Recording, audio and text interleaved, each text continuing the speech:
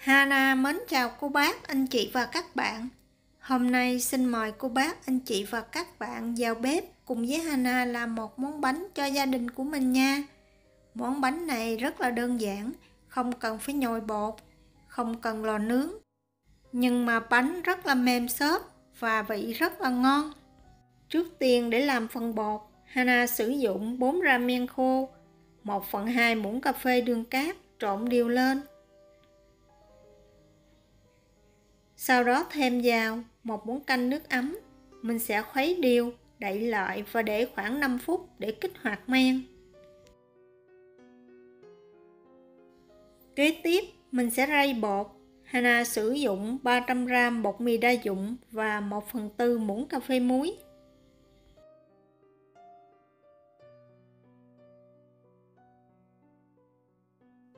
Sau khi rây bột xong thì cô bác, anh chị và các bạn mình dùng đũa khuấy đều bột khoảng 1 phút để cho bột bong lên. Mình làm như vậy thì thành phẩm bánh sau này sẽ mềm xốp rất là ngon.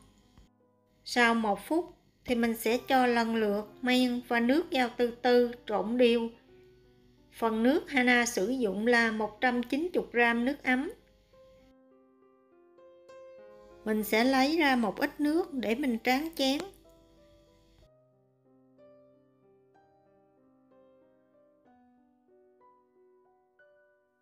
Và từ từ cho hết phần nước còn lại vào.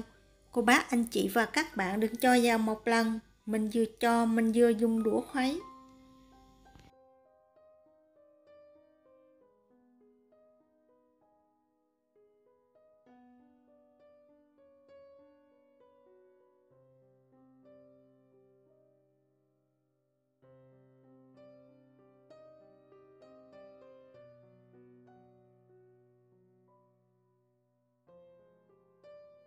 Sau khi trộn đều nước và bột xong thì mình sẽ cho thêm vào 1/2 muỗng canh dầu ăn. Vì bột này rất là mềm nên dễ dính tay. Cô bác, anh chị và các bạn mình dùng một cái phới dẹp. Mình gập bột từ dưới lên trên và ấn xuống. Làm lần lượt như vậy khoảng 3 phút. Sau 3 phút, phần bột bây giờ rất là thô, dễ bị đứt. Dùng màng bọc thực phẩm bọc kín tô bột lại và để cho bột nghỉ khoảng 15 phút.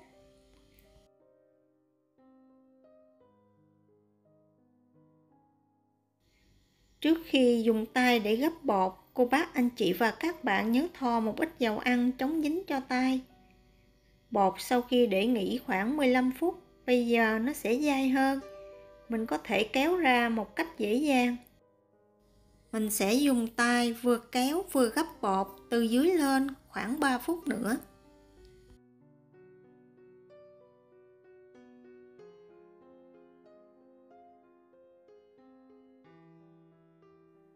Sau 3 phút, dùng tay túm tròn khối bột lại, thoa một ít dầu ăn lên mặt bột và lấy màng bọc thực phẩm bọc kín tô bột lại. Và mình sẽ đem bột ủ khoảng 1 tiếng hoặc cho tới khi bột nở gấp đôi. Thời gian ủ bột lâu hay mau tùy theo thời tiết. Cô bác, anh chị và các bạn cứ nhìn bột nở gấp đôi là được.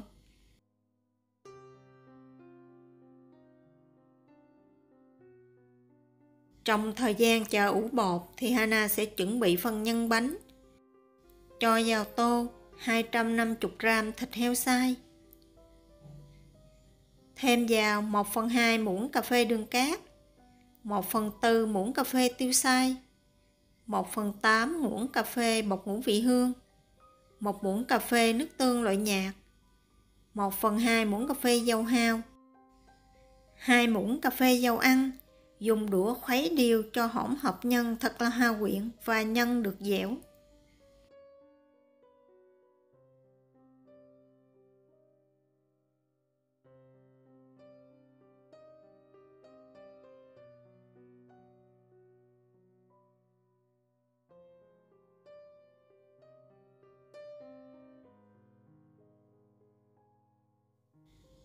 Bọc kín nhân lại, cho nhân vào tủ lạnh trước khi làm. Và đây là khối bột của Hana sau khi ủ xong. Phần mặt bột rất là căng bóng. Bây giờ cô bác, anh chị và các bạn mình sẽ lấy nhân để ra ngoài. Và tiếp theo Hana sẽ dùng 80g hành lá cắt nhỏ, thêm vào hành 1/4 muỗng cà phê muối và nửa muỗng canh dầu ăn, khuấy đều cho hỗn hợp dầu hành được thật là hòa quyện.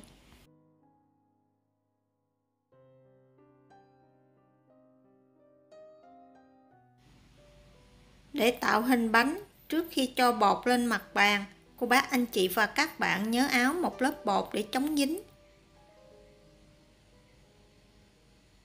Thoa một ít dầu vô tay và mình sẽ dùng tay ấn dẹp khối bột.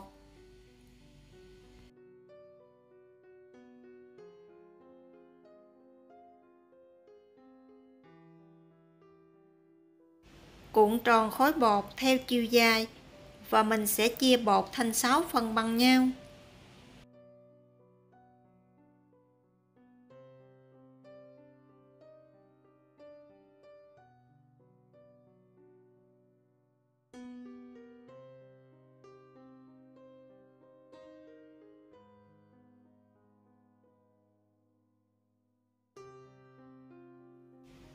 Và dùng tay túm tròn từng viên bột lại.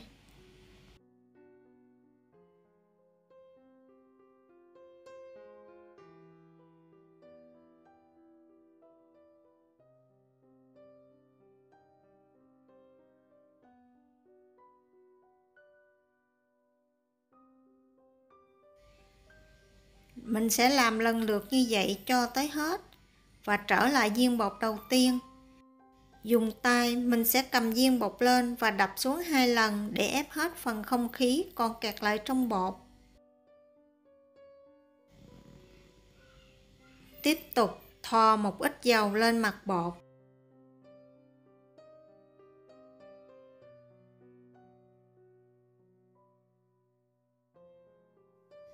Và cho lần lượt phần hành lá, nhân thịt lên mỗi miếng bột.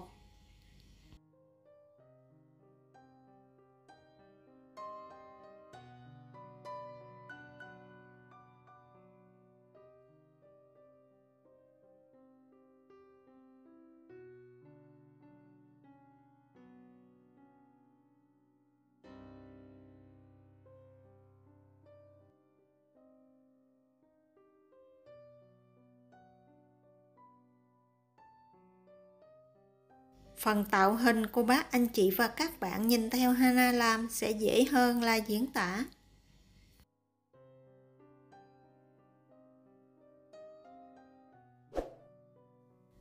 Nếu cô bác, anh chị và các bạn thích những gì Hana chia sẻ, nhớ đăng ký ủng hộ kênh của Hana để Hana có thêm động lực chia sẻ tiếp những gì mà Hana học được. Hana cảm ơn cô bác, anh chị và các bạn rất nhiều.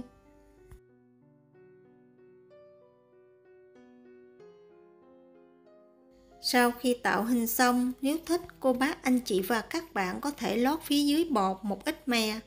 Nếu không có, cô bác, anh chị và các bạn mình có thể bỏ qua, không dùng. Và tiếp tục tạo hình cho tới viên bột cuối cùng.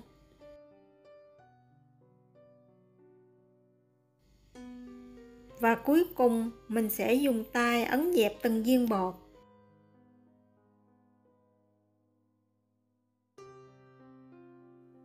Thoa thêm một lớp mỏng dầu ăn lên mặt bột và đậy kín lại. Mình sẽ để bột nghỉ thêm 30 phút nữa.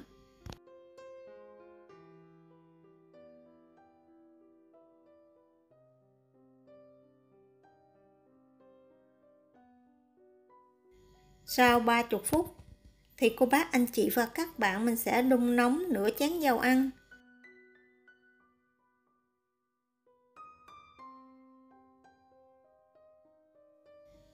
Và đây là thành phẩm bột của Hana sau khi để thêm 30 phút nữa. Bột rất là dễ dính tay nên cô bác, anh chị và các bạn nhớ thoa một ít dầu ăn vào tay. Sau khi dầu nóng, mình sẽ cho lần lượt từng viên bột vào chiên. Mỗi mặt cô bác, anh chị và các bạn mình chiên khoảng 3 phút hoặc cho tới khi vàng đều thì mình vớt ra.